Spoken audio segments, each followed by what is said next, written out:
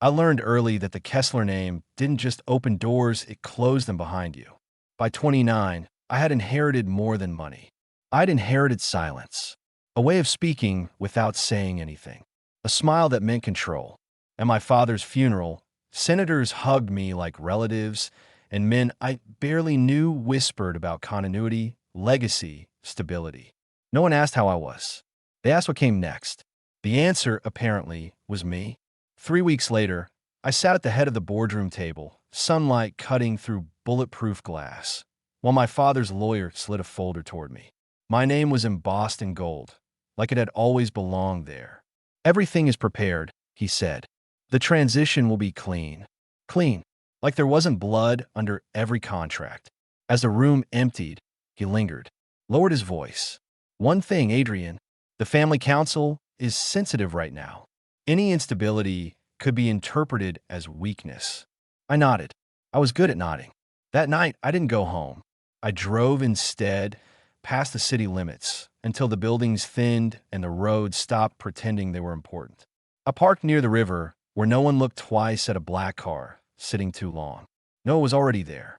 He leaned against the railing like he belonged to the quiet, hands in his jacket pockets, watching the water move like it was thinking. When he turned and saw me, his smile was soft, unguarded, the kind of smile that didn't negotiate. "You look exhausted," he said. "Occupational hazard," I replied. We didn't touch at first. We rarely did in public, even places like this. It wasn't fear exactly. It was habit. My whole life had been training me to keep my hands where everyone could see them. Noah broke the silence. "They make it official yet?" I nodded. "It." He studied my face, then said quietly, "You okay with that?" The truth pressed against my ribs, sharp and dangerous. I wanted to say no. I wanted to say I was terrified not of the power, but of what it demanded in return. Instead, I said I don't have a choice. He stepped closer then, not touching, just close enough that I could feel the warmth of him, the normalcy of another man standing beside me without an agenda. "Adrian," he said, carefully, "you know what they'll ask of you." I did. A wife, children, photos that looked like happiness, a future that erased him. For the first time since the funeral, something inside me cracked, not loudly, not enough for anyone else to notice, just enough for me to feel it. Because in that moment, I understood something terrifyingly simple.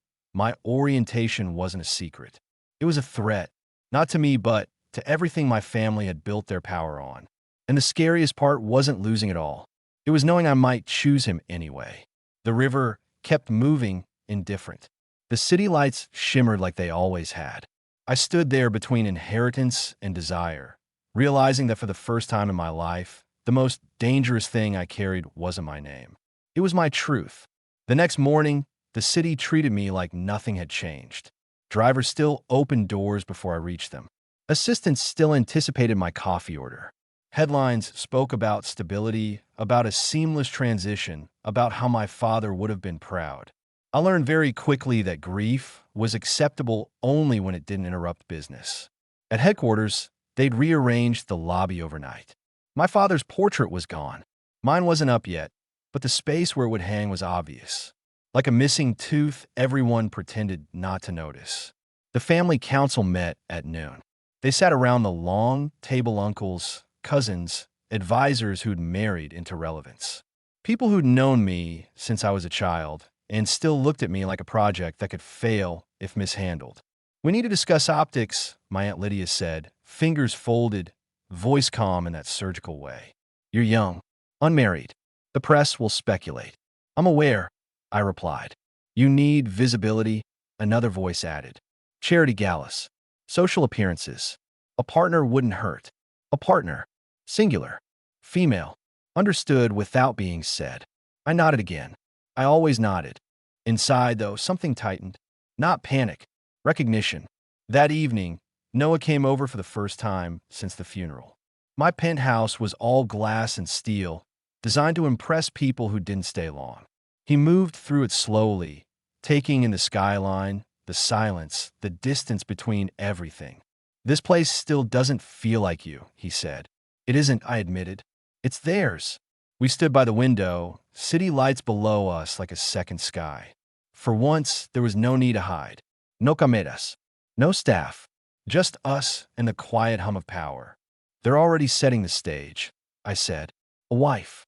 A future. A version of me that fits. Noah leaned back against the glass. And where does that leave us? The question wasn't dramatic. It wasn't accusatory. That made it worse. I don't know, I said honestly. He studied me for a long moment, then nodded once. I won't ask you to choose, he said. But I need to know what this is costing you. The answer came too fast. Everything. Later, after he'd left, I stood alone in the dark, city reflected over and over in the windows until I couldn't tell where I ended and the skyline began. I thought about how carefully my life had been constructed. Every risk mitigated. Every weakness accounted for. And yet none of it had prepared me for this loving someone who could dismantle my inheritance without lifting a finger. Not because Noah wanted to, but because the truth of him existed. I realized then that my family didn't fear enemies. They feared exposure. And I was walking proof that their greatest vulnerability wasn't outside the walls, it was inside them. Inside me. The city kept glowing. Deals were made. Futures planned. And somewhere between the glass and the dark, I understood that whatever came next, pretending would cost more than rebellion ever could. I didn't know when I would stop nodding, but I knew I was close. The first leak wasn't about me. That's how these things always start, something small, something adjacent. A business journalist tweeted about internal disagreements within the Kessler family. Another mentioned a younger generation with different values. Nothing concrete, nothing provable, but the air shifted. Phones rang more often. Meetings stretched longer. Eyes lingered on me like they were waiting for a crack. At the next council dinner, I felt it clearly for the first time. We sat around a long dining table in my grandfather's house, the kind of place where portraits watched you age. Crystal glasses, heavy silverware, tradition served in courses. My uncle spoke about market confidence, my aunt about donor perception. Then Lydia looked directly at me. "You've been private lately," she said. "Not concerned. Calculated." "I've been busy," I replied. "With work," she added, her tone sharp enough to cut implication into the room. "Yes," I said. "With work." The silence that followed was loud. Not hostile. Curious. As if they were mapping the distance between what I said and what they suspected. Later that night, Noah and I met somewhere careless. A small bar on the edge of the arts district. Dim lights. No VIP section. No one who knew my name. He chose on purpose. I knew that the moment I walked in. "You shouldn't be here," I said quietly as I slid into the booth across from him. He smiled. Not teasing. Grounded. "Neither should you." We talked about nothing at first. Music. A film he'd seen. A ridiculous story about his neighbor. Ordinary things. Precious things. But underneath it all was the weight we weren't touching. "They're circling," I said finally. He didn't ask who. "And you?" "I'm running out of space." Noah watched me for a long moment, then said, "I don't want to be the reason you lose everything." I shook my head. "You're not." "But I could be," he said gently. That was the truth. Not dramatic. Not tragic. Just factual. When we left, we didn't hold hands. We didn't kiss. We walked out separately like strangers with shared gravity. And somehow that hurt more than hiding ever had. The next day, I found an envelope on my desk. No sender. No letteridad. Just a single photograph inside. It wasn't explicit. That was the genius of it. Just me. Profile visible, sitting across from Noah at a sofa weeks ago. A hand almost touching mine. A moment frozen at exactly the wrong angle. Attached was a note. One line.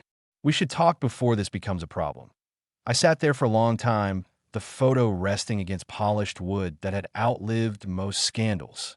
I thought about my father, how he'd trained me to anticipate threats, neutralize them quietly, never let emotion dictate strategy. I thought about the nodding, the silence, the inheritance of control. And I realized something else, something colder and clearer than fear. They weren't asking if I was gay. They were asking if I was manageable. That evening, I stood alone in my penthouse again, the city spread out below me like an offer and a warning. I didn't call Noah.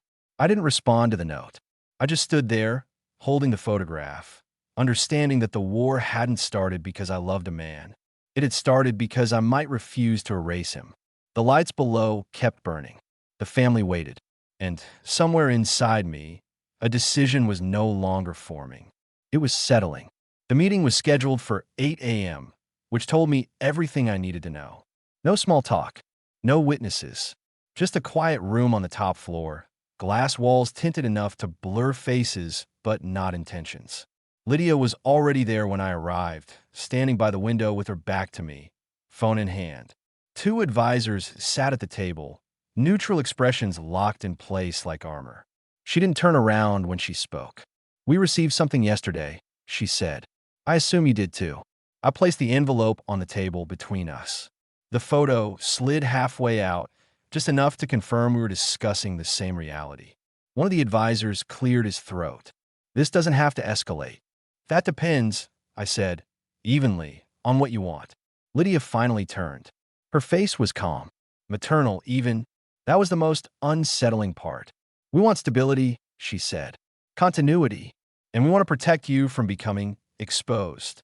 Exposed. Not wrong. Not immoral. Exposed. "So this is concern?" I asked, "not control." She met my gaze without flinching. "They're the same thing, Adrian, in families like ours." The offer came wrapped in reason. A public relationship with a woman already vetted. A soft timeline. Privacy assured. As long as discretion was mutual. Noah's name was never mentioned, which made it clear he'd already been cataloged. I listened. I asked the right questions. I played my role, so, while I almost convinced myself it was possible. Almost. Then Lydia added casually, "This phase doesn't need to define you." Something cold settled in my chest. "It's not a phase," I said. The room went still, not shocked, not angry. Alert. Lydia tilted her head. "Then you need to decide whether this family can afford your honesty." The meeting ended politely. Handshakes. Controlled smiles. A reminder that I was loved, supported, and expected to behave accordingly. I left knowing I had been given time. And that time was a leash. That night, I went to Noah's place without calling first. He opened the door in a worn t-shirt, surprise flashing across his face before concern took over. "What happened?" I stepped inside, the normalcy of his apartment hitting me harder than any accusation. Books stacked unevenly. A plant I'd help him revive. Proof of a life that didn't need permission. "They know," I said. He didn't ask how, just nodded slowly. And they're being generous," I replied.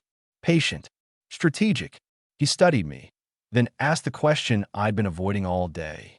"What do you want?" I looked at him, really looked. At the man who existed without a board's approval, without a contingency plan. Loving him wasn't dangerous because it was forbidden. It was dangerous because it was real. "I don't want to disappear," I said quietly. Noah stepped closer, careful, like he was giving me space to retreat if I needed it. "Then don't." I laughed once, sharp and humorless. "You make it sound simple." "It isn't," he said, "but it's still a choice." We didn't touch. We didn't need to. The truth settled between us, heavy but steady. For the first time since the funeral, I felt something close to alignment, fear, and clarity existing in the same breath. Later, alone again, I stood by the window as the city went on pretending nothing was shifting. The family believed they were managing a risk. They didn't yet understand that the risk had learned how to stand its ground. And I wasn't nodding anymore. Pressure doesn't arrive loudly in families like mine. It seeps. Invitations multiplied. Dinners I couldn't decline. Events scheduled in my honor that felt more like rehearsals. A woman appeared beside me more than once, polished, kind, perfect in a way that required no curiosity. The press loved her. My family loved the idea of her. I played along just enough to keep the machine running. But something had shifted. I stopped volunteering explanations. I stopped filling silences. When questions came wrapped in concern, I answered them plainly and let the discomfort sit where it belonged. That unsettled them more than rebellion ever could. The real breaking point came quietly, on an afternoon that looked harmless. Lydia asked me to lunch. No advices. No agenda. Just us in a restaurant my grandmother used to love. Linen tablecloths. familiar rituals, memory as leverage.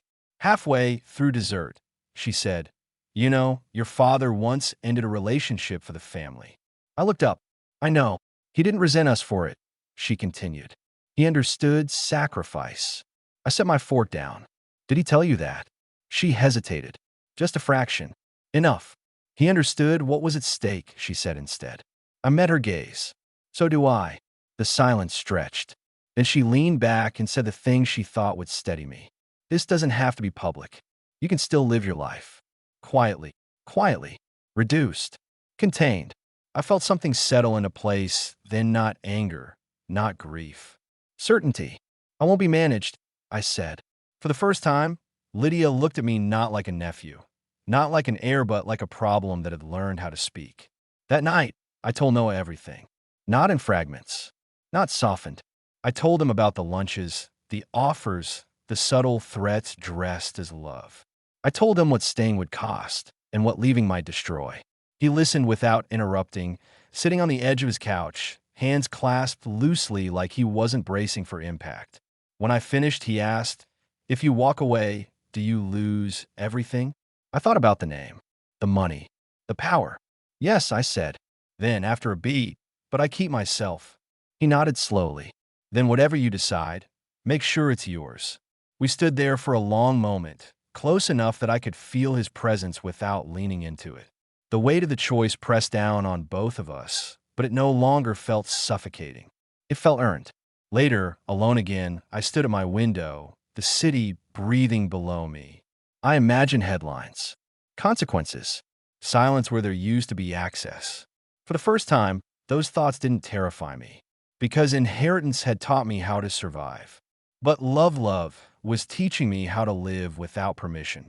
And somewhere between the glass and the dark, I knew the next move wouldn't be quiet. It would be honest. I didn't announce anything. I simply stopped cooperating. The press noticed first. Invitations declined without excuses. Appearances shortened. The woman beside me quietly reassigned to someone else's future. Analysts framed it as a strategic retreat. My family framed it as a phase that would pass if given no attention. Then I made my move. Not a confession. Not a statement about love or identity. I stepped down from the foundation board publicly, calmly citing irreconcilable differences in long-term vision. The phrasing was deliberate, corporate, unemotional, impossible to argue without admitting the truth underneath it. The phones exploded. Lydia called twice. Then my uncle. Then the lawyer. I didn't answer. For the first time in my life, I let silence work for me instead of against me. I met Noah at the river again. Same place. Same railing. The city pretending nothing was happening. "You look lighter," he said. I gave something back. I replied. He waited. He always did. "I won't be the heir they need," I said. "But I won't disappear either." He studied my face like he was making sure I meant it. "And us." I stepped closer, still not touching. "Some habits take time to unlearn." "We stop hiding," I said. Not loudly, not performatively, just honestly. For the first time, he smiled without hesitation. That night, a photo surfaced. Not leaked, not sold, posted by someone who hadn't realized its value. Noah and me, walking side by side. No hands, no secrecy, just proximity. The reaction was immediate. Speculation, commentary, 1,000 voices deciding who I was allowed to be. My family said nothing. Weeks passed.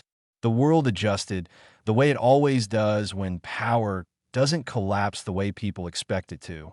Some doors closed. Others opened quietly, cautiously, but opened nonetheless. I learned which relationships were conditional and which were simply human. One evening, I stood in my penthouse soon to be sold, watching the city settle into itself.